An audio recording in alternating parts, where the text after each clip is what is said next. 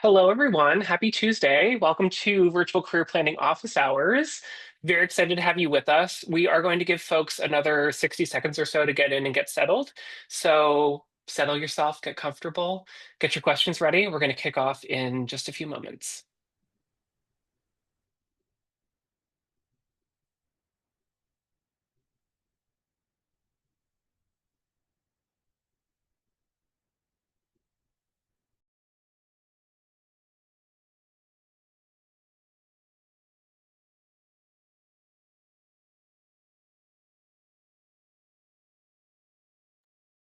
If you're just joining us, we're giving folks a couple of moments to get in and get settled, but welcome to Virtual Career Planning Office Hours. We're going to get started in mere moments now. It won't be long, promise.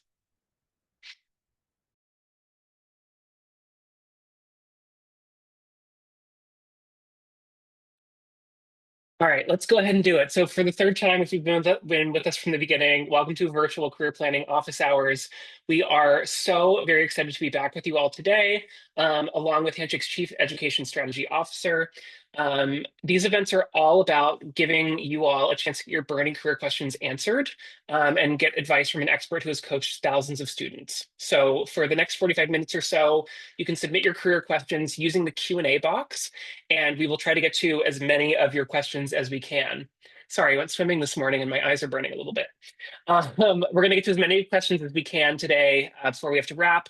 Anything that we don't get to today, we're going to use to inform future events like this one. So please note that you won't be able to see any question except your own until we mark them as answered. So please don't think that we are ignoring yours. We're also going to be, God, my eyes are really watering. Sorry. We are recording today's session. We will be sharing a recording of it if you want to go back. So you'll have a record of that for review later if you're interested. Now, before we dive in, I wanted to make a quick plug. If you haven't seen already, Handshake is giving away $30,000 in prizes this fall for students like yourself who participate in our giveaway. There are a couple of key actions you need to take in order to enter, and we will be selecting winners in October. So if you're looking to make a little bit of extra cash, and who isn't, check out the link that was just dropped into the chat for instructions on how to play. And hope to see some great stuff from you all. And hopefully, maybe we've got a winner on today's line. Who knows? With that, though, why don't I introduce my co-presenter today, Christine? Christine, do you want to introduce yourself and maybe give a bit of background on you and what you're working on at Handshake today? Yeah, sure. Thanks, Britt. Hi, everyone. My name's Christine. I am the Chief Education Officer here at Handshake. I've been here for a little over 6.5 years, almost 7 now. And prior to this, I worked at multiple institutions up and down the East Coast. So for those of you in the DC area, I've worked at all of the Georges, GW, Georgetown, and George Mason. And I also worked as the Associate Provost at Wellesley College outside of Boston before moving over here to San Francisco for this particular role, where I run our education side of the business. So myself and all of my teams partner with all of your lovely institutions to make sure that they're able to optimize and utilize Handshake to the best of their ability to really help all of you get your first internships and your first jobs, and in some cases, your second or your third. So excited to be here to answer some of your questions, and I think a whole bunch of questions are already starting to flow in. Yes, they are already coming in. But thank you for that introduction, Christine. And I didn't introduce myself because I was too busy crying from chlorine. My name is Britt. I am a director of product marketing here at Handshake. I've been with Handshake for about 8.5 years, and I work very closely with Christine. I'm very excited to MC today's event. So yeah, as has been said a couple of times, please drop your questions into the Q&A, and we're just gonna dig right in. Yeah. Okay, so Christine, this first one from Wilson is a fun one to start with. What was the most memorable opening line or introduction you've heard from a career fair? Oh, honestly, it's usually pretty standard. I don't know that I've seen anyone kind of completely go off script. If they have, to be honest, it's usually not been super well received. Totally. I think your best option is honestly like a nice, confident, make eye contact. Hello, my name is Wilson Wong. I'm a senior or I'm a junior at X university. Kate wanted to come up and chat with you because I'm really interested in your organization. I've been reading about some of the work that you're doing. Would you be able to answer a few questions for me? and then you Love just it. go into it. So it's more about your tone and your confidence and your body language than I think it is about having like just a memorable first line. Yes. Leave the sparklers at home, bring your sparkling personality. Love it. Yeah, love that. Okay, great. Another good question. I've seen career counselors recommending AI for better alignment between resumes and specific roles. Is there a general rule on how much AI we should be using for resumes? Is there such a thing as too much AI for a resume? Christine, I think you Yeah, have an answer to this one. I do. I do. The too much AI for resume is just having AI literally create your entire resume. But I would say you can absolutely use AI to like finesse, fine tune, make your resume a little bit more tailored for a specific job. So what I would do is take the resume that you already have created. You can upload that. You can upload it alongside the job description that you are looking at. And you could say, how could I refine some of these specific bullets to be even more aligned to this job?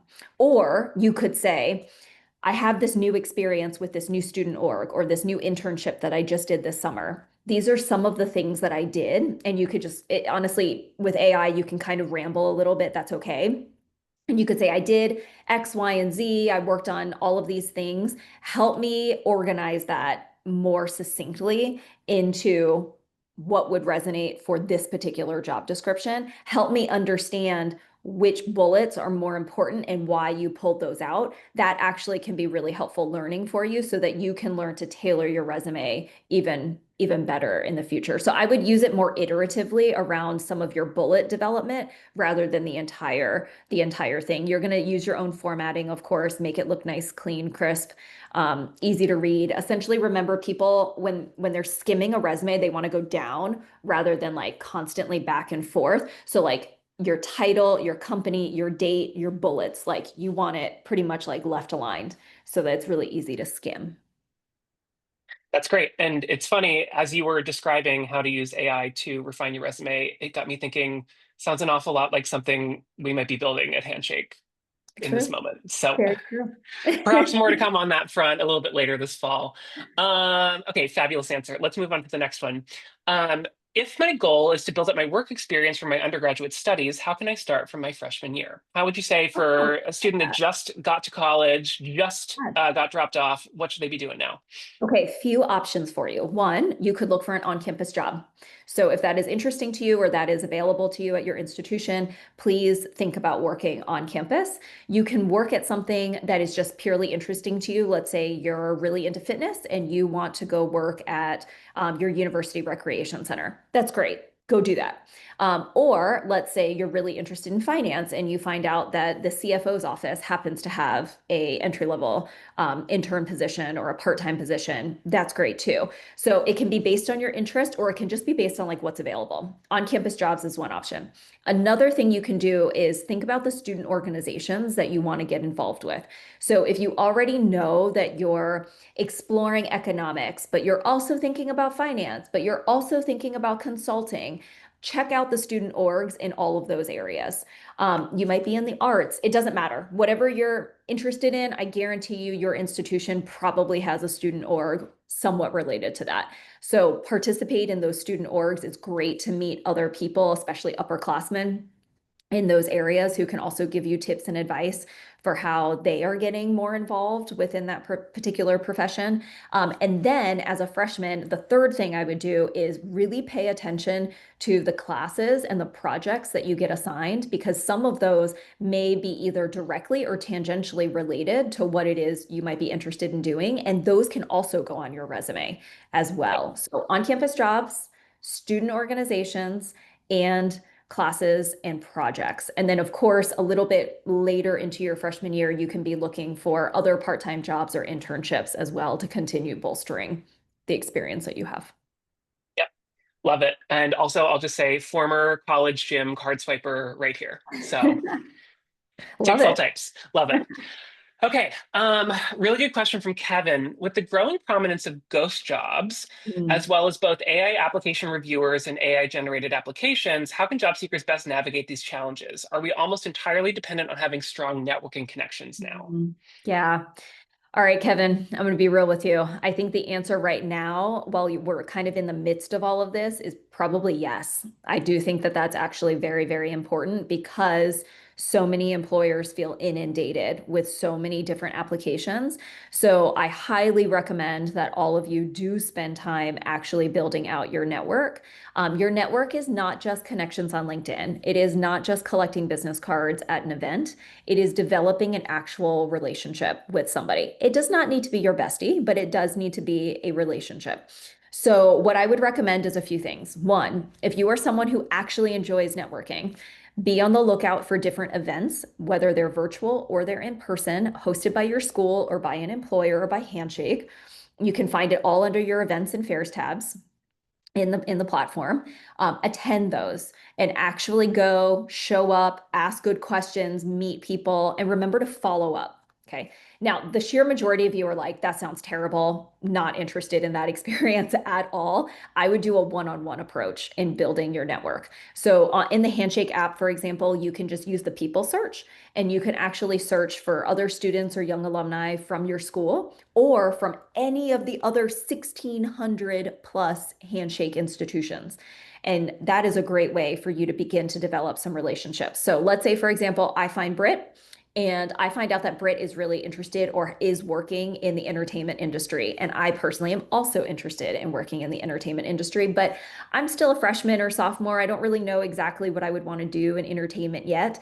I might reach out to Britt and just say, hi, I found you on the Handshake network. I noticed that you are working as an assistant, production assistant for X, Y, and Z. I'm starting to explore entertainment as a possibility. Would you be willing to chat with me for 15, 20 minutes? Here is some of my availability. I noticed you're on the West Coast. I converted all the times for you to Pacific time, right? Nice touch. Make it easy for someone to say yes to you, so that you can engage in all these conversations. And then when I talk to Britt, I'm going to have a number of thoughtful questions that I will have curated and created myself to ask him about his experience, his advice. What is he reading, following, listening to that's keeping him up to date on emerging trends in the industry or in the area? I might ask him how I could explore or what different roles actually do. I could say, like, I've done my research and these are the typical titles that I see. Can you tell me from your experience, like, what does that mean? What do those people actually do day to day? Right. So he can help me with some of that research. And then at the end, I might ask him, this was so helpful. Do you know even just one other person or two other people in the industry I might be able to chat with to continue learning more? And that's an easy way to continue building your network. Love it. I have kind of a related question here. So this person asks, I'm currently interning at a hybrid office in Arlington, Virginia, and I'm having trouble connecting with people in the office.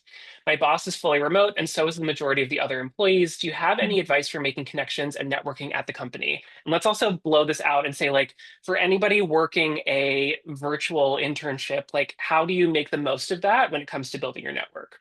Yeah.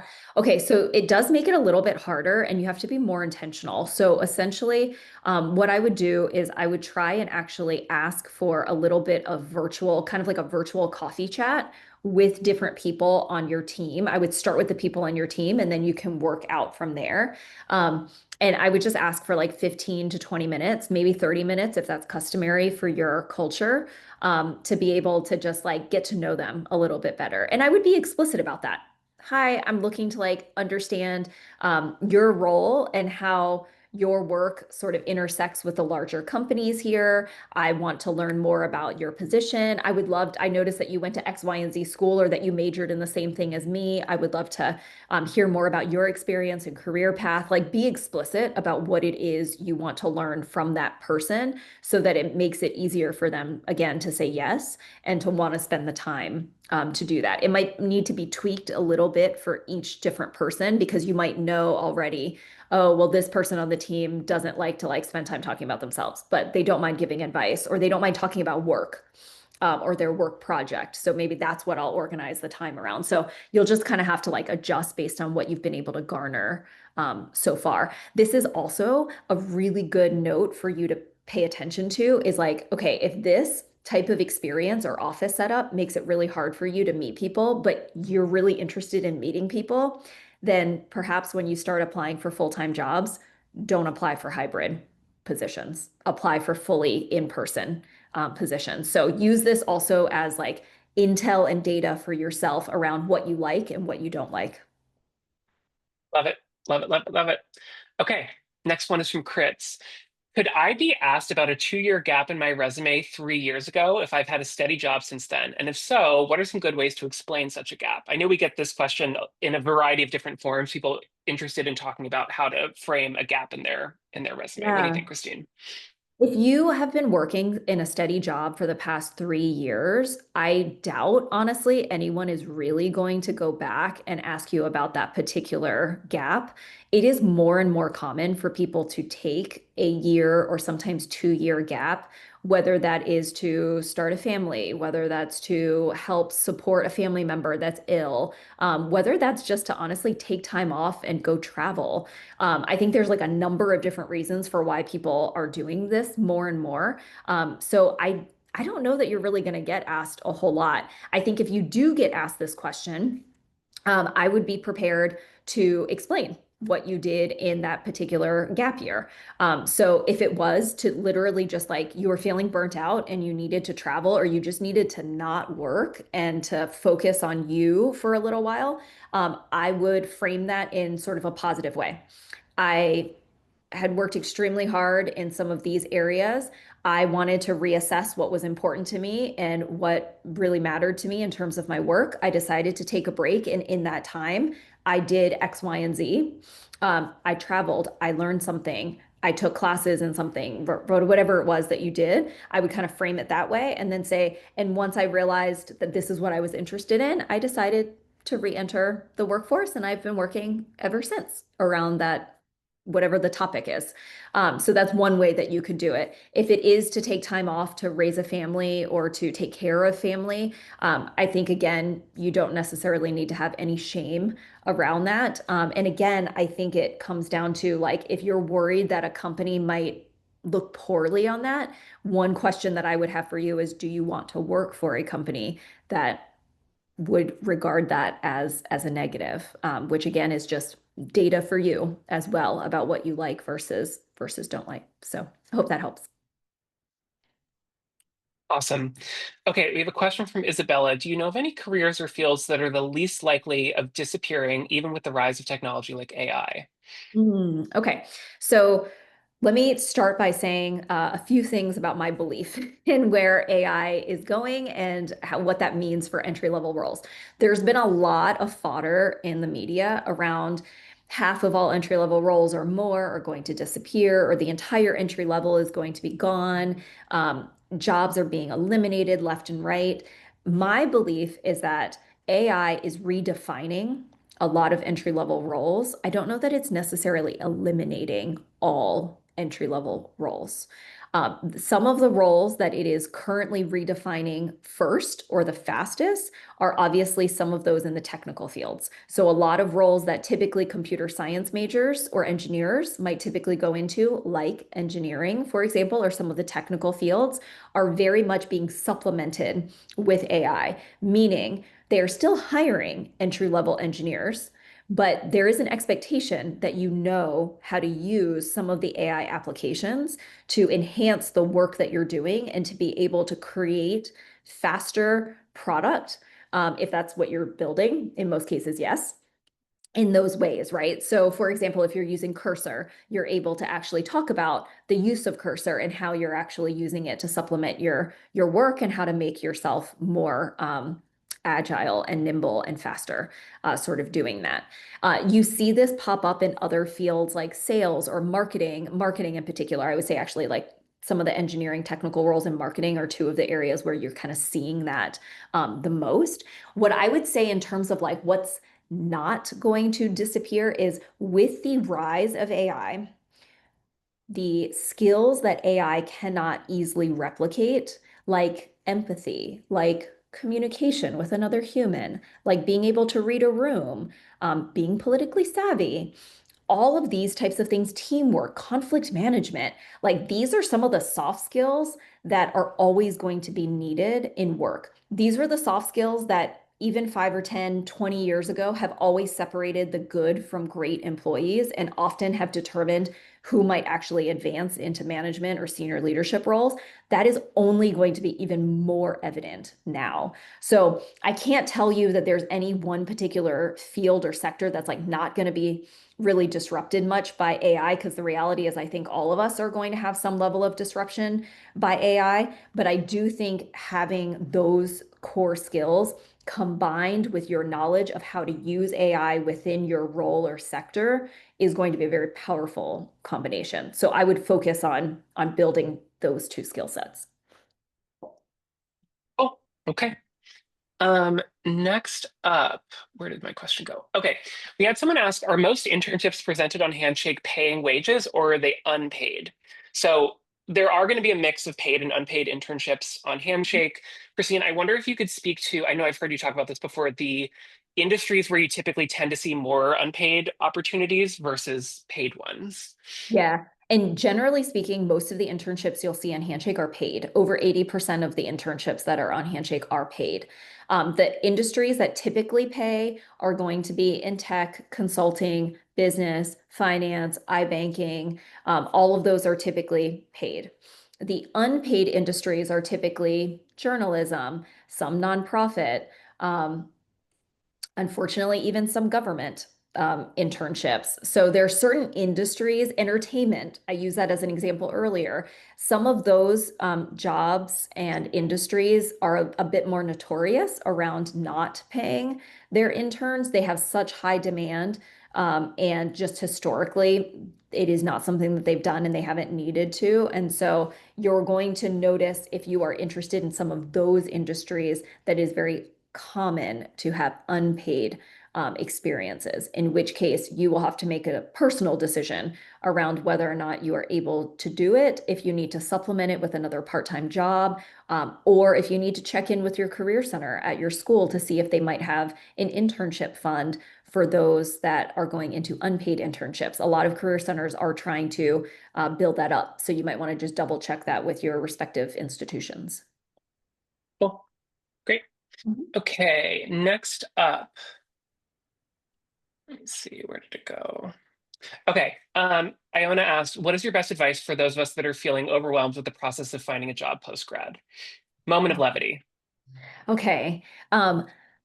Gosh, I think my number one advice is your first job is not your forever job. Like, just remember that, keep that in perspective. I know it can feel incredibly overwhelming right now. You have student loans, you're graduating, you're going to move out, you're trying to figure out how you're going to support yourself and survive. And you're like, I need a job. And it just feels really dire right now. So I think the first thing to remember is your first job is not your forever job. It does not have to be perfect. There are lots of elements about your job that you may not like. That's why you're getting paid. So just settle and accept that, and it will make finding a first job just a tad easier. The second thing to keep in mind is because you're not going to love every single part of your job, pay attention in this first job around what you do like and what you don't like, because that's going to help inform your second job and what you choose next. It's also going to help you build skills. And so think of this as purely like a skill builder. You don't have to love every aspect of it, but you do have to be able to learn from it. So, what can you get out of this? Maybe it's actually learning how to not be a really terrible supervisor. Some of my first few jobs, I didn't have a great supervisor, and I honestly learned so much from that. My day to day wasn't always great. I didn't always love that, but in hindsight, what I learned from that was pretty invaluable in terms of how I did or did not want to be a leader myself, for example. Um, I learned organization. I learned teamwork. I definitely learned some conflict management. I learned how to have hard conversations, how to take feedback, how to give feedback, right? These are all the things that you're going to be able to gain if you look for them. So I think that's definitely a big piece of it. And then I think the other thing to keep in mind too is you only have to get one offer. You don't have to have like 10. You don't have to have 20 offers. I know you're applying to a lot of jobs right now, and I know that that's necessary because it's a tough, competitive job market. At the end of the day, just remember you just need one thing to work out for now. And after a year or two, you'll move on and you'll find something else as well. And I have great confidence that all of you will be able to do that. I would also encourage you to just be flexible. You maybe went into your job search thinking like, I really want this type of job within this type of industry. If you're not having a lot of luck in that, you might also expand your search a little bit to consider other sectors or other industries, or how you can apply your skill set in a slightly different way than you had anticipated. The Career Center is a great place to go talk to if you have some of those questions as well, if you're starting to explore other options. Love it. Okay, another question. This one says, "Hi, Christine. Thank you for your time today." Thank you. Um, my question is about the job market today and how interviewing is becoming more and more of a challenge. I've noticed the companies give less and less time to prepare for interviews, some just emailing or calling a day before to inform you of your interview the next day. How do you approach this and prepare efficiently with such a time crunch? Okay, so there's a few things here. Most interviews, most first round interviews are behavioral interviews. And then your second round, if you are in a technical role, is going to be a little bit more technical and function based. Okay. All of you can prepare now for the behavioral part of your interview. A behavioral interview is simply them asking you questions about how you've dealt with a previous situation, which gives them a sense of how you might deal with a future situation. So behavioral questions look something like, tell me about a time when you did X. Tell me about a time when you had to deal with conflict in the workplace. Tell me about a time when you had to lead people who didn't want to move in that particular direction. Tell me about a time when you had to communicate something that you didn't really believe in. Right? Those are all behavioral type questions. They're asking you about a previous situation to indicate how you might approach a future situation. The format that you're going to use for those types of questions is the STAR method. S is for situation. What was the situation example that you can tell somebody? What was the task that you were supposed to accomplish? What were the actions that you took to accomplish said task?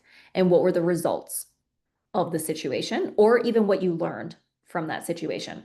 That is a really easy framework to keep your answer tight and succinct, because you don't want to speak for more than probably like a minute, minute and a half at most, 2 minutes max. Okay, so you keep it tight. So what you can do to prepare is, as you start applying for jobs, with every job that you apply for, you should be able to look at the job description and you should be able to pull out what are the 3 to 5 top skills that that employer is probably looking for. Is it teamwork? Is it organization? Is it technical skills? Is it attention to detail? What is it? Based on that, you should already have in the back of your head, what are maybe 3 examples that I could pull from, that I could talk about in these different ways to highlight and showcase I have those skills. And this is how I've applied it in the past. And if you practice this multiple times, you essentially are just like ready to go. And you kind of have those examples for any of these behavioral interviews. And then for the technical, for the folks that are in like more technical roles that might have technical interviews and things like that, I also highly recommend you could do a couple of things. You can either, one, search up, like if you're going into consulting, you should be searching up case style interviewing, and you should be practicing different case style interviews. If you're in a technical role, you can actually just put into like ChatGPT or Claude or Anthropic, any of those, and you could actually ask for a few examples of technical interview questions so that you can be practicing some of those on the side, and that can help you to be a little bit more ready if there's a fast turnaround from the company. And then I would also just recommend, as part of your networking and research, like before you apply to a particular job, you should also just be doing some like general baseline research on the company and the industry, so that you kind of already have that in the back of your head as well. And you can incorporate that into your answers. All right, love it. Let's pivot to resumes. Denny asks, is there a hierarchy of topics I should focus on in my resume? How do you prioritize what comes first, second, and last? Okay. So for most of you who are students, it's going to be your name, contact information, education first, and then I would say relevant experience, and then additional experience. And then maybe it's skills or courses or other interests at the bottom. Okay. Think of your resume as like getting the most important and relevant information as high up as possible. Okay. Some people, like old people, like myself, will say like above the fold. And that is essentially in reference to newspapers and how they used to be folded. And anything above the fold was considered like headline news, right? That everybody would typically look at or read. Think of your resume the same way. You want to get it like above the top half if it is relevant to that particular job.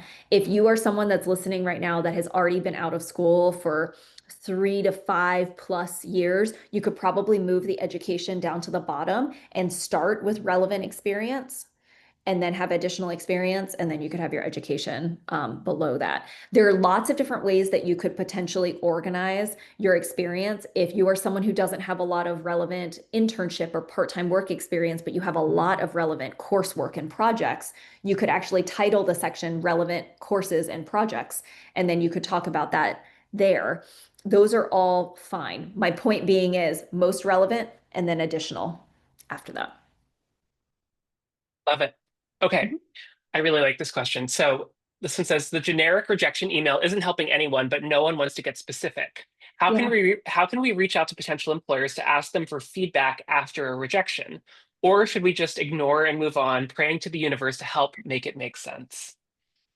Oh my God, I love this question so much. And this is so, so true. Unfortunately, most employers are scared to give actual real feedback. It is rare. I will be honest. It is very rare that you will find a recruiter or an employer that is willing to give you the real reason or real feedback for why you were perhaps not considered. So to save your time and energy, I probably would say move on and continue. There are a few exceptions to this.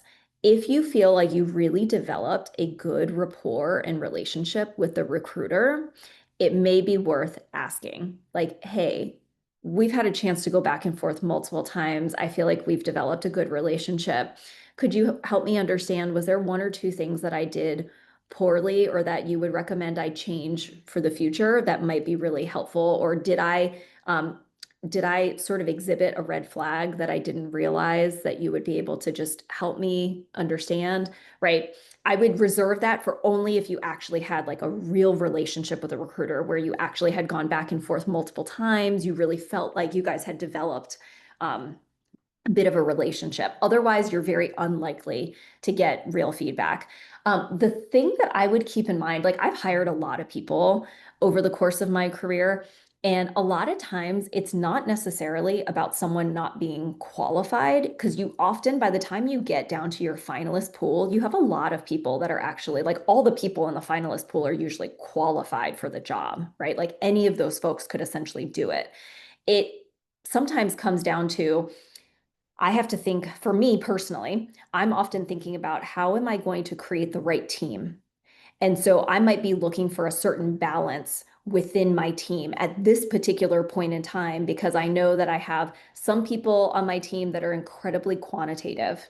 And I just lost some people who are a little bit more qualitative. Or maybe I have some people who are really analytical, but I need to balance it out with some people who are maybe a little bit more relational and look at things from that perspective. And so out of my 3 finalists or my 10 finalists, I'm looking at some of the candidates around that particular quality. But when I go to rehire again a year from now, or even 6 months from now, I might be looking for a slightly different makeup of that.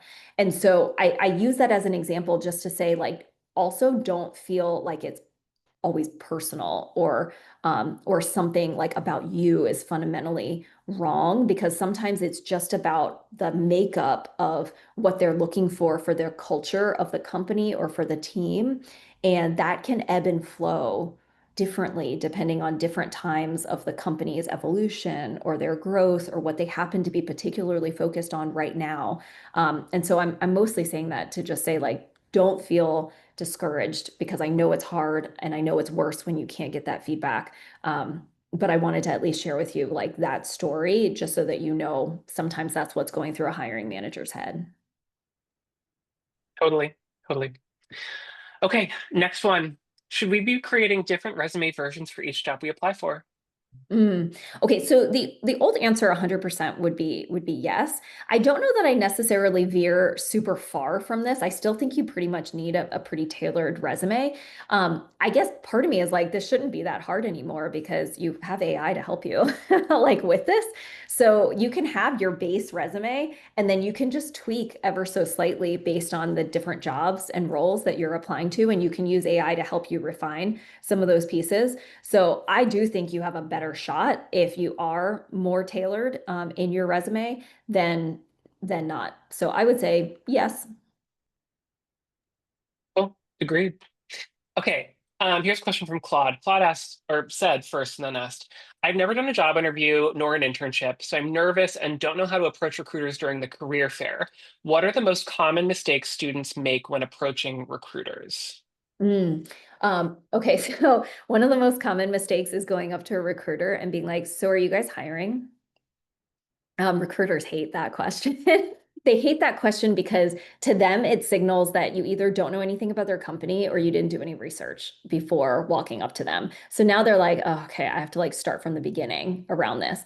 So do yourself a favor and don't say that when you go up to someone. Have done a little bit of research about it. Like even right before you go up to the table, you could like do a really quick search on your phone for the company, their careers page. You could look on Handshake, you can look at their employer page. Like these are all things that you can do very quickly while you're waiting in line or while you're before you actually walk up to their table, so that you can just go in sounding a little bit more knowledgeable, right? So it's okay to say, "Hi, Britt, I'm really interested in this company. I don't know what we should call it, Onyx, that you work for. I noticed that you have some marketing roles listed. I'm particularly interested in comms. Do you know if you anticipate any communications positions being open soon? Or do some of the marketing roles actually have a little bit more of a communications bent to it, right? That shows that one, I'm still inquiring, I'm still asking a question, but I sound a little bit more informed based on my reading. Right. So that would be something that I would say is typically a faux pas, but you can avoid that by just doing a tiny bit of research on that. I'm trying to think if there's anything else major. Some students get really angry when they try to give the employer the resume and the employer says, actually, I'd really love for you to apply online. So don't get angry with an employer like in that moment. Different people have different processes. It's good to have hard copies for those that want to take it.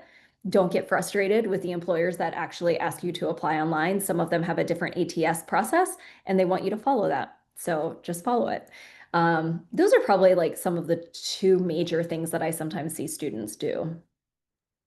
I appreciate you calling out the recommendation specifically for if you are need to do quick research before going and talking to an employer to career fair, because we had a separate question about that. So the answer is don't approach someone without quickly looking at their Handshake profile or their company website to see what they're about, what roles they have available. And Christine, I thought you did a great job of like, even if you don't see something perfect for you, trying to like get a little bit of information about tangentially relevant roles, Mhm. and seeing if there might be a fit that didn't make itself immediately obvious to you. I think that's really And great. it's helpful to understand, like, so for those of you that have never done a job search before, there's a difference between a recruiter and a hiring manager.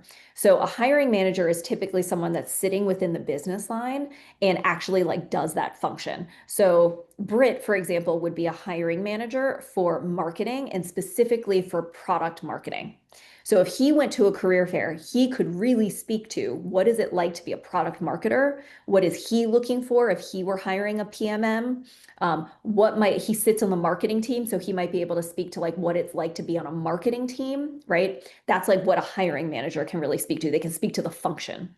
A recruiter is someone who is not in the business line, but they might be assigned to help recruit for the business line. So, a really strong recruiter that is assigned to a business line is typically going to know more about the role, but they themselves don't actually do that role in a day-to-day basis. They're just recruiting for that role. So, they will be able to speak more broadly about the company, about the culture, about maybe the general functions of that role, but they can't tell you like the day to day. So knowing like when you meet someone, you might say, um, tell me a little bit more about you. Are you one of the hiring managers for for a particular function? Are you a recruiter? And like that also will give you a sense of the types of questions that you might ask them. Okay. Here's a question for you. After having that first connection meeting, what does the follow-up look like? Oh, I assume for networking. I think so. Yeah. Okay. So follow-up should be a thank you note literally within 24 hours of meeting the person. So shoot them a quick email, or if it was really casual and you set it up over text, like shoot them a text to say thank you. But you definitely want to acknowledge their time and them actually meeting with you. Thank you for this. I really enjoyed listening to you tell me about X, Y, and Z. Like, once again, acknowledge the conversation and what advice or information they might have shared with you to like show that you were listening and you're acknowledging the effort that they have put into it.